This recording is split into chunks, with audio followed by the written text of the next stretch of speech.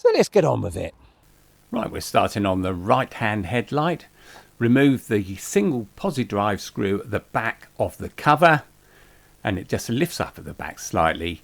Slide it forward and it will come out. Now, while we're doing the cable, we might as well get the front cover off the headlight so we can clean the lenses and the projectors and so on. And it makes it a bit easier and a bit lighter as well. So there's 3 clips at the bottom, keep them separate. I know they're all meant to be the same size, but they're not. They stretch more at the bottom. And if you try and put a top one on the bottom, you can't fit them. They just don't go on. So keep them separate. Right, and then the whole glass just pulls off and we can clean that up later. This is a Euro headlight, so we've got the dip beam or low beam on the left there, and then the fog light, both with Osram night breaker laser now as well, and the main beam on my car is an LED. We're working on the right hand headlight to start with. There's a slight difference to the way the connectors are held onto the body. On the right hand side they're actually fitted to the air filter housing, and that confused me for a while, so I took the air filter cover off, but there's absolutely no need to at all, and I poked it with a screwdriver for ages. The one on the left hand side's on a bracket which is riveted to the wing, and in that case what you do is you remove the collar of the connector. Remember, they're the furthest back connectors, and the collar comes off half a turn, and then you can push the connector downwards. Pull him forward and off he comes. We're going to have to do the same to the other one because the loom goes behind it. So push the thing forward, lift it up, and he's out. There, it's a lot easier. Didn't need to remove the air filter cover. A bit sandy in there. Righty-ho. So that gives us access. We can now see where the loom goes, which is here. Look at the state of that. Not as bad as the other side, I'll give it that.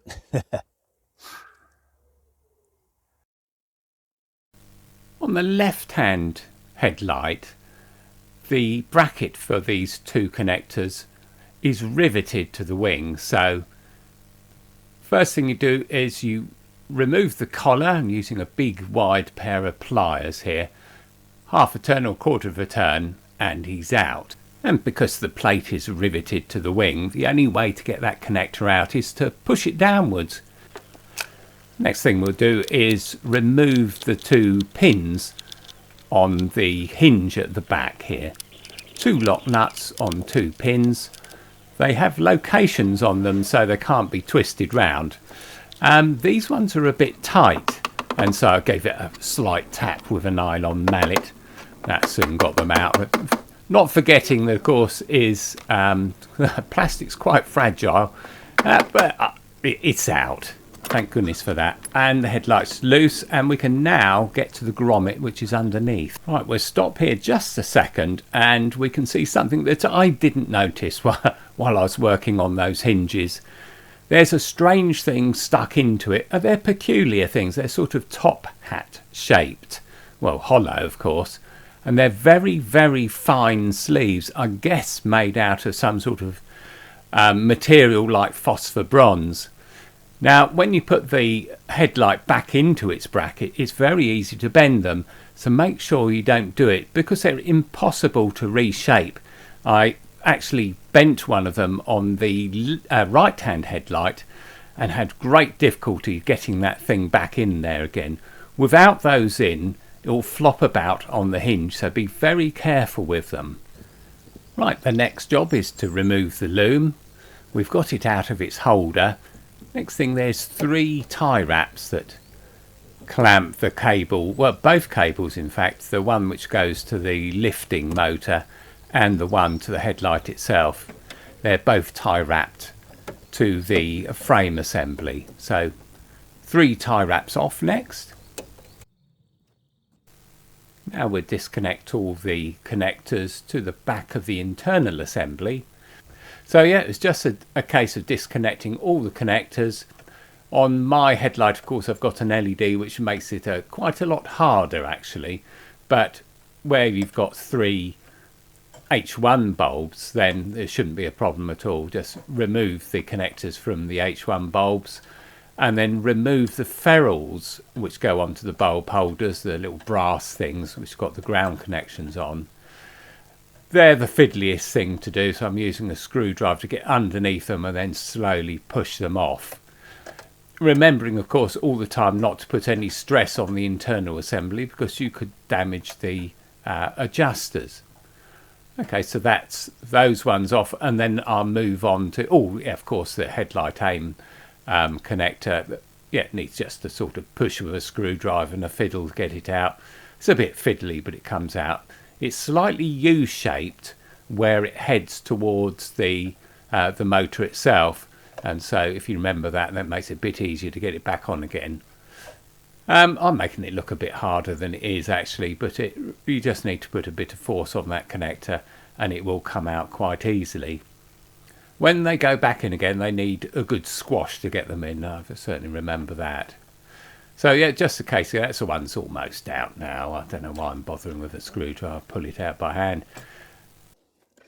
Now this loom here, which goes to the main beam, it's all loose. It has a little clamp on it. You can just see it above the, if you look in left of the main beam, it just sort of slides out, but I can't see which way it needs to go at the moment. Probably not that way. So I need to slide in that way out of the clamp. A bit awkward getting the new one in it, but it's all doable. There we go, he's out.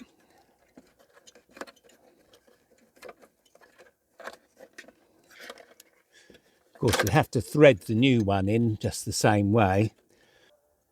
Right, so we need to get to the grommet. 45mm grommet on all cars apart from the very early ones. So lubricating the grommet.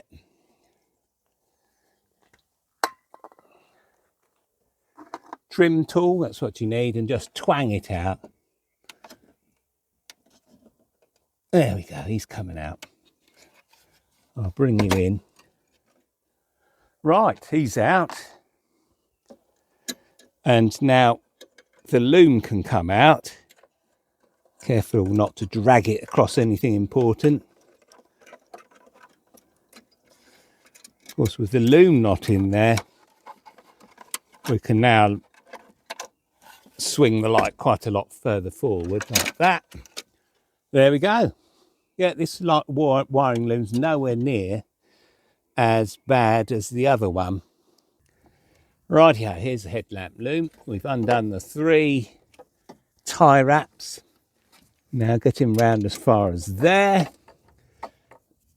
It's just disintegrating in my hands at the moment. It's not pleasant. Now there's 2 clips. There's one around about here somewhere on the other side, and there's one here. This one we can get to with a pair of pliers. So what we'll do is we'll give it a quick bit of lubrication. Where's it gone? There it is. And then we can squash him together and push him downwards. As long as you're lucky, it'll come out. There we go.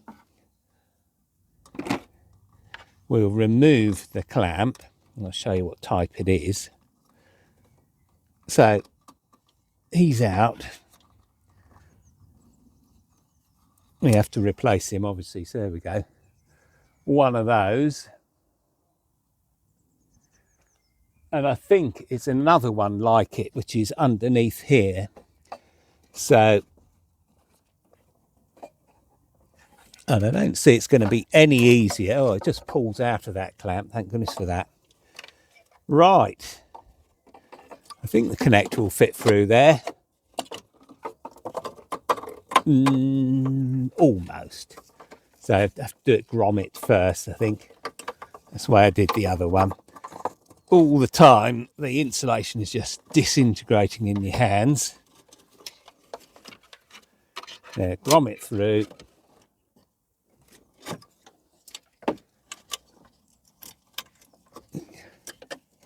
There's a lot of loom to get through. There we go. That's it. He's out. Yeah, that one's not as bad. I mean, it's sort of faint praise, I'm afraid, because that one's just disintegrating.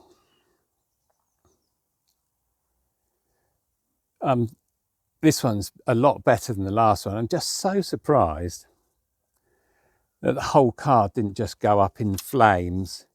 I mean, look at that connector, just bare wires. What a mess that really is. Anyway, that's the old one out. Just to confuse you a bit, I've moved back to the left-hand headlight, and what I've done is I've threaded the loom through, I've fitted the connector back on the plate, and done up the connector ring, which is about half a turn, quarter of a turn or something. You see I've threaded it inboard of the next connector, the one to the left, and then around the bracket.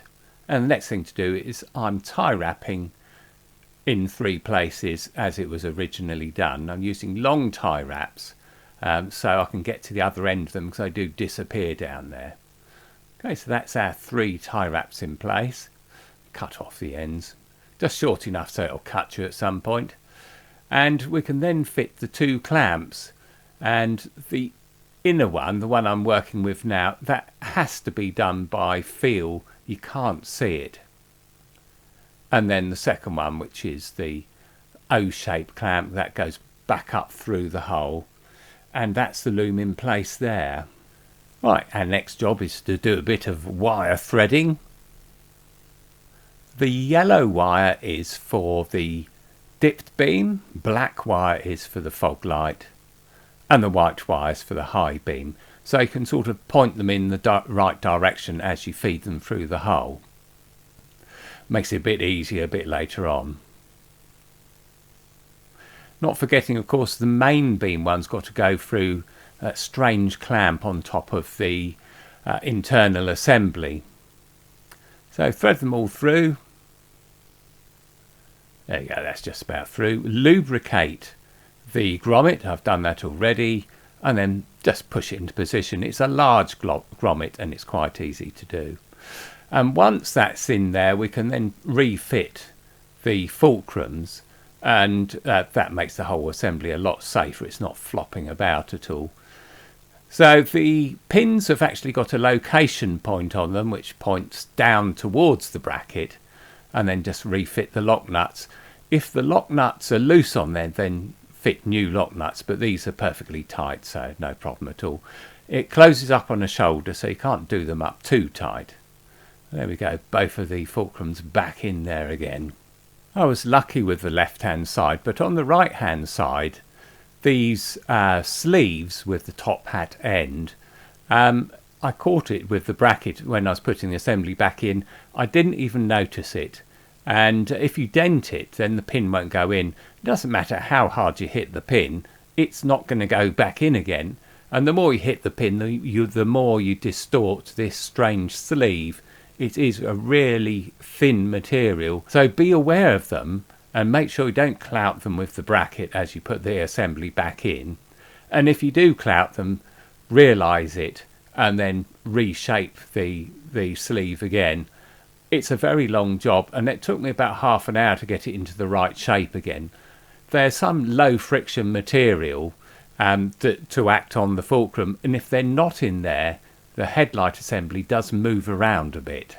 After everything's locked in position, it's a case of reconnecting all the looms, not forgetting, of course, that the main beam loom, the white loom, is clamped inside the internal assembly. That's quite difficult to do, and the best thing to do is view it from the front. You can't see anything from the back.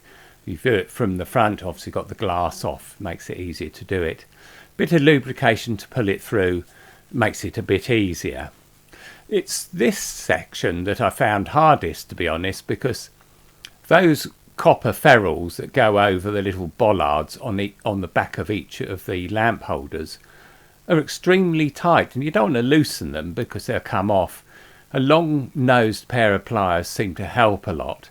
But what I'm doing at this point was putting a bit of pressure on the back of the lamp holder so it doesn't put force through the adjusters, which might damage them or maladjust them, in my case with the cable clamps fitted.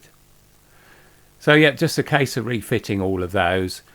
Mine's compounded slightly by the fact I've got an LED headlight, so rather than the simple connection of the white loom to the main beam, I've got to mess about reconnecting it to the ballast or the inverter that's fitted to there. But yeah, that was the most fiddly bit and the most worrying bit, just in case I put too much pressure on the internal assembly. Right, have a look at the connectors where we got to plug everything in. There you go, I've done this one. That's the little ferrule that goes over the bollard. That's 0-volt connection, ground connection. That's for the dip beam. Got same for the fog light. There we go. Got him in place. Got no bulb in it at the moment, so they all failed. So new bolt on the way. And then the main beam, which of course has got LED in it, with the old-fashioned type with the braid. You don't see many of those around these days, that's for sure. Right, here's the clamp for the loom. And put him over. It's got a cutout in it, so we've got to find the right place for that, which I believe is there. That's him in. As his collar go back on, quarter of a turn, and he clicks into position. And then we can clip him back to the air filter housing. Sharp cut out there, so he goes like that. That's him in. Then we clip him back in place. That's for the pop up and down motor and its micro switch. That's good. He's in position. Makes it slightly easier with the air filter housing out, but it certainly can be done without it.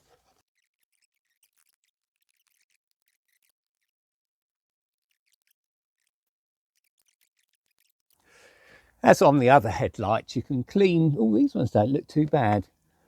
The inside of the lenses here, a pair of them there. Reflector, just try and keep away from it as much as possible. It will disintegrate. It's got vacuum depositive silvering, and that isn't very tough. But you can get a cloth, and what I've used is vinegar on the inside. You can use lime scale remover, because that's what it is. You get water that settles on the lenses and then burns off when the light's on. So you can do that. This one's looking fine. So really it's just a case of putting back all the clips and the covers, and that should be it. Right, I've got brand new Osram Nightbreaker laser bulbs put in there. It's a fiddly job, isn't it? Especially when you're 67, you're messing about trying to get the bulbs in and everything. So yeah, that's the fog light going in and the dip beam. And yeah, we're ready to test. Right, let's check if everything's working. Side lights, so that's on the FTPs. Main beams on, well, dip beams on. Main beams on. Fog lights on.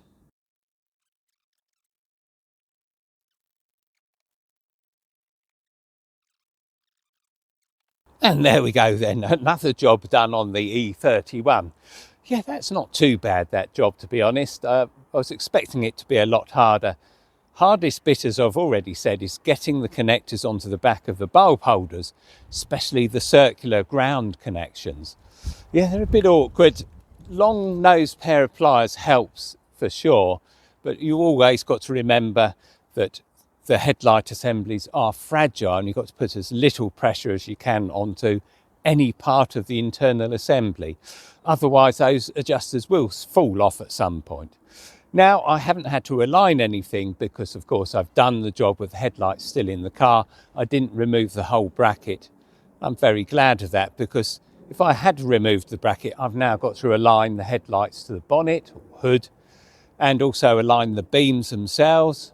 So once I've done this job and put the bulbs in, everything's adjusted, everything fits perfectly. Slightly fiddlier, but The rest of it is a breeze as long as you know what you're doing, and hopefully you do know what you're doing now. Anyway, put the thumbs up if that helped you. Keep commenting, love the comments, more or less up to date, and keep subscribing, and I'll see you in the next one.